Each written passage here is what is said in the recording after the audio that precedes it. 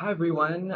Thank you so much for listening in to the first episode of Archicast. So first, we're gonna do just a little bit of an introduction. So I'm your host Zikri, and with me is my co-host Beatrice. We also have another co-host Dani who couldn't be here today because of submissions. But that's kind of just how architecture school goes. What Archicast is about is that it's a platform for us students and young people who are interested in architecture to really talk about architecture in a very candid manner, to talk about our opinions that we might not really be able to express when we are studying architecture in class. So this is kind of just like a safe space for us outside of class to talk about our true feelings about architecture. So yeah, when you think of Singapore architecture, like what's the first thing that you think of? I do think about the shop houses, Shop yeah, houses. or they do preserve like Mm-hmm. their hawker centers, so I think that's Hawker quite unique centers. to us. Yeah. Yeah, we don't have that in other countries. For me, it's usually like center on food, Mm, like mm, mm. places that create like cute cafes or like traditional cafes or like even confectionery. So those are like what comes to mind for me when I like appreciate Singapore's architecture. Yeah. Mm-mm. That's really interesting. You're like connecting architecture to like a function, Mm, and I guess your representation of Singapore is like eating and yeah. food. Okay, that's interesting because I thought you would have said something like, like the Marina Bay Sands, like those like famous architecture. Because I think when you talk to like, especially non-Singaporeans, Mm, when you ask them like, what do you think of Singapore architecture? Like that's the first thing they think of. true. But for me, I think what I think really represents Singapore is the HDBs Oh yeah, because yeah, like a majority of us live in these HDBs. Not all of us live in those like fancy yeah. condos. Although there is like a lot of them, but also a lot of them are expats and like Mm, foreigners, whereas the majority of the population lives in HDBs. Yeah, I lived in like an HDB basically my whole life. Then in Bukit Panjang, it's like all HDB. So like okay. literally like there's like nothing. Like when you turn the corner, it's like all Only HDBs, one. all these high-rise buildings. Yeah. There's like nothing really interesting about it, which is quite sad because like Mm, these are the areas that we live in. You yeah. would want to live in somewhere that's like, a bit more exciting, a bit more happening, like the other central areas. Do you live in HDB also? Yes, I do. But actually, I haven't been living there for like all my life. So, Oh, I used to live in a condo. Yeah. oh, And then I moved to a HDB because it was bigger. oh, oh. Yeah. I do quite like the change because I Mm, was very exposed to like corridor HDBs mm, only when I like visit friends. So the one that I moved into was like a point block. So mm, you have your what's it called? Core. And then after that it's just your neighbors. mm, But then it's not like a corridor. So yeah, that was pretty cool. So there's different types of like HDBs, right? Then they mm. just like repeat it in different places in Singapore. So that's quite cool to see the like repetitiveness, yeah, and like efficiency of like HDBs. You don't get tired of seeing like the same HDB like over and over again. Actually, I would think so, right? But like for some reason they actually change it up a bit. So example Mm, maybe like one like I see another HDB in Jurong which is exactly the same. It's just that instead of like all the windows being like same uh like extrusion, they'll actually like change the extrusion of like the different rooms. oh, Yeah. So that was pretty cool to see. okay. But like, what was like the experience living in a condo like? I think it was very like gated Uh-huh. community and you see like the same people all the time. I would say it was pretty good because you go down and like you'll see the same people and you can play with the same people Mm, or like maybe it feels safer mm, like in my point of view of like what my parents tell me as well. But when I see like like children downstairs playing, I think it can be the same thing, you know. Maybe it's even closer because like there's lesser people, you know. I think let's talk about more architecture in Singapore. So I think I want to play a little game. So those listening can also play as well. But it's actually inspired by the game that your sister brought up. So Oh, okay. do you remember when she asked like the Kiss Mary Kill but places in Oh Singapore? yes. Yeah, so Okay, to give some context, we were in a late night call to Mm. work on a project submission. And we always do that when we have projects so that we can like talk to each other and like ask each other opinions on our work. So her sister came in and started randomly talking. And then she was like, let's play Kiss, Marry, Kill with places in Singapore. So if you Mm. don't know what Kiss, Marry, Kill is, basically is like you usually do it with celebrities or like your crushes or whatever. And you have to like choose which one you would kiss, marry, or kill. Basically, kill is like something that you really hate. Marry is something that you would love for like a long period of time, and then kiss is like a very short-lived moment. Yeah, so we actually did it with like places in Singapore. So I think want to play it again, Mm. but see if this time your opinion kind of changed. So, Kiss, Marry, Kill places in Singapore. Okay. I would say for now I'd actually kiss Tiong Bahru. Tiong Bahru. Yeah. And then maybe marry Dobby Good. Okay. And then kill. Man, I killed Jurong, like I don't know why. Jerome, no. Like there's just too many people there and like yeah, Oh. but I do know it's happening, but Mm, because it was like a place that would go after school. So mm. like you just see so many kids like in their Yeah, yeah, uniforms. yeah. So I was like, doesn't really live up to the vibe I like grew up. And then I kiss Tiong Bahru because I think it's very happening as well. It's like very hipster, but it's Mm. so expensive. I've actually never been to Tiong Bahru, I think. I wait. Yeah, I don't think I've ever Really? been. Okay, next time So we'll I go. don't know. Yeah, I don't know what's going on. Is it like Holland Village vibe? Yes, it actually is a bit more like old school. Mm. Yeah, because they do still keep like a lot of their old traditional like bakeries or shops. So like it's a bit different from Holland and there's not a lot of expats. So there's really a lot of like locals. Oh, Yeah. that's good. I don't know. I just really been liking Dhoby Ghaut now because like you I actually walked like during the term break. Mm-hmm. No, sem break. So I would come from Dhoby Ghaut and then walk to like Bencoolen and then go to Ruffles area. So like walking the whole like area because you see like maybe the churches or like the restaurants or like the museums.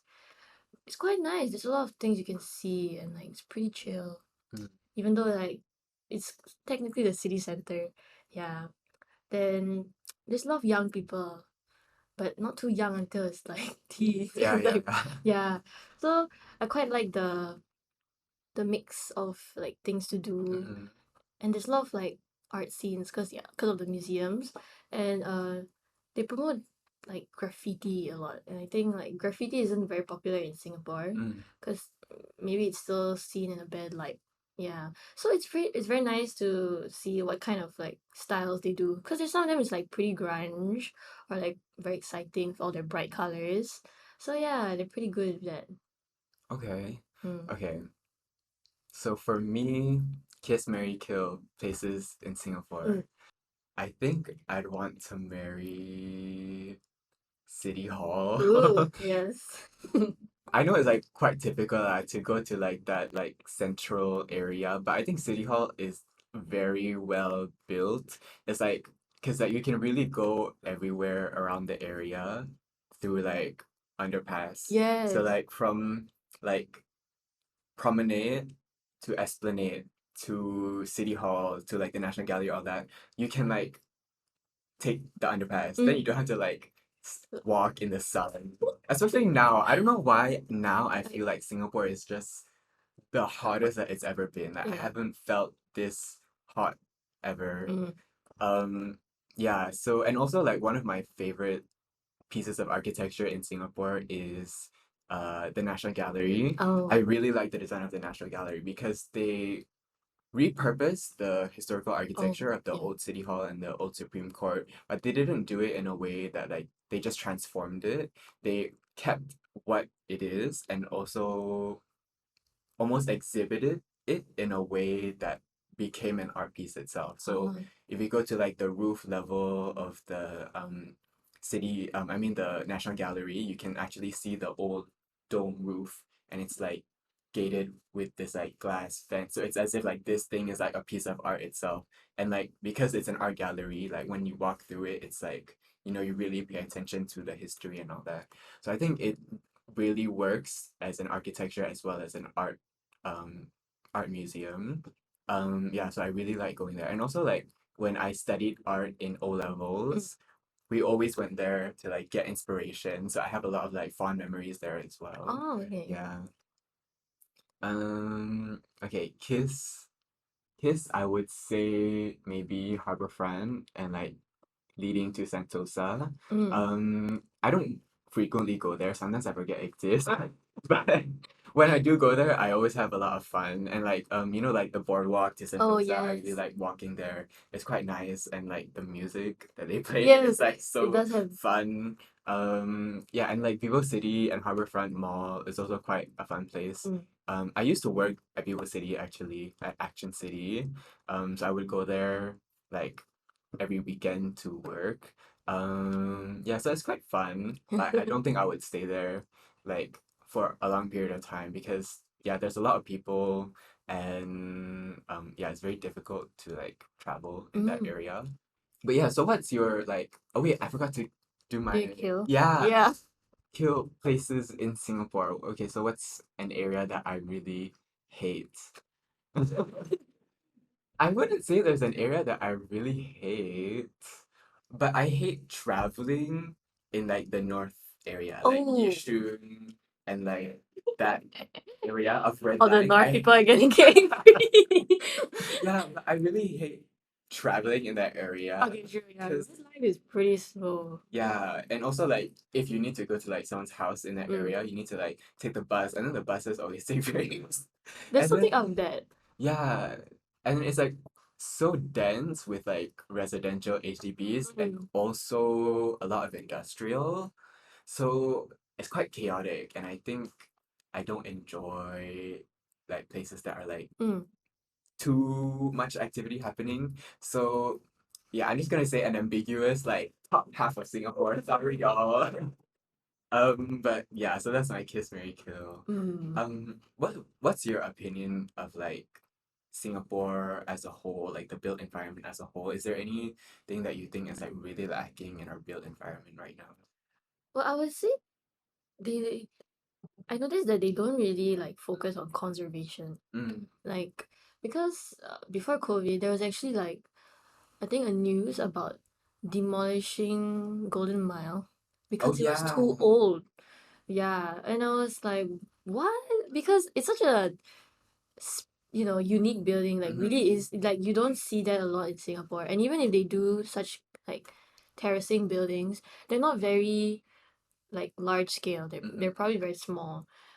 Then I think there was actually a documentary, or not really a documentary, it was like a interview with like one of the residents, and then one of them was like, "Oh, you see, like only now people think it's gonna be like destroyed, so only now they care about it." Mm. So I think he kind of makes a lot of sense as well because there's a lot of buildings in Singapore where like could be old, and like it only start like getting hyped up or like being cared about when it's like about to leave.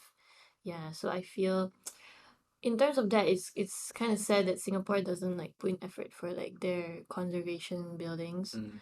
I think they do care about like maybe those in the cities, but those like in like outside maybe it's not very like prioritized on Mm. like keeping it there, yeah, for a long time. So I do think like for smaller buildings, they try to conserve, but then for bigger buildings, because I think they are trying to like for bigger buildings they take up more space, right? So True. they want that space basically. Right. But do you think like there is a need to conserve buildings or like is there like do you think that it's a necessary evil to like tear down buildings to build new developments? Mm, because I think our environment like creates a lot of waste like Mm, in general, so I think tearing it down should be the last resort. mm, I think renovating it inside would be mm, okay, like keeping the outside seems alright unless like the inside has something very like a treasure of Singapore. Um, But I do quite like the idea of like how the shop houses are like transformed from what it was to like maybe something a bit more modern. Because I Mm, do remember researching for like um co-living spaces, and there was one that I came across. It was, I think it became like, yeah, a co-living space, and then the whole inside of like the shop house is white. Yeah, everything inside is like white, from like their walls to their furniture to like just everything. So that was quite cool to see, because I don't think there's gonna be any space like that in Singapore. And then yeah, like we went for the like site analysis, and then we mm, came across like another co-living space where they took like this whole block of shop houses and made it like a whole like living room with like rooms. So I think maybe not a lot of like locals would be able to afford that space, but like if tourists or like expats like go and live in these kind of spaces, I think they'll see like, oh, okay, Singapore used to be like this, or like they could see the unique like tiling and stuff like that from like the different cultures. So I think that'll be pretty, there, I mean, like in that sense, I think there's effort to preserve, yeah, the old architecture of Singapore. yeah, I think you really brought up a good point that there is a lot of ways, so that there's no need to like tear down buildings to make more functions. You can just Mm. like build on top of it or build under it, because there are a lot of like concepts out there where like they have like, like hovering buildings Oh, above like the cityscape. So that is a possibility that Singapore can look into, like building on top of existing buildings.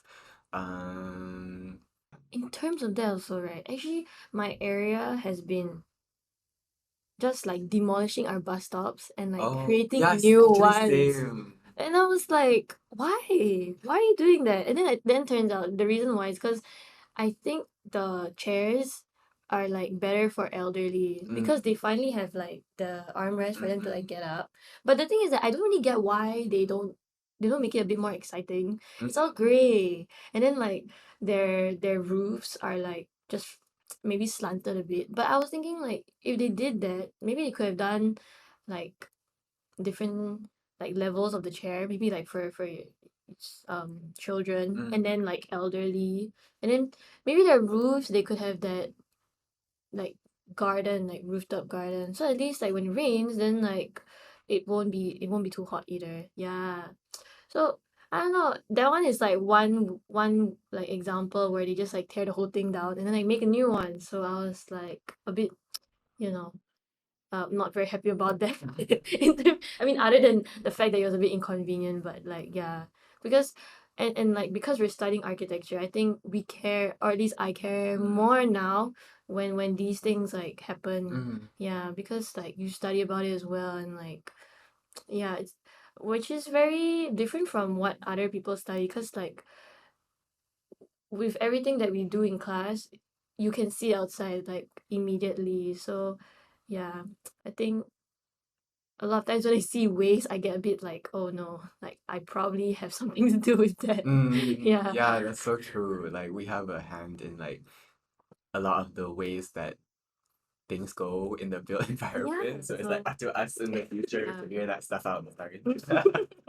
um, yeah, so wait, I was gonna say something. But I think you brought up an interesting way that you can make the bus stops a bit more exciting. Because there's actually a conversation being had right now where people want to like decentralize Singapore. So right now, all the happening things in Singapore are all Right. in like one center. Mm. So I think the URA is trying to have uh multiple centers in Mm. Singapore for like tourists and also our own like Mm. local people to enjoy Singapore as a whole rather Mm. than just like the city center.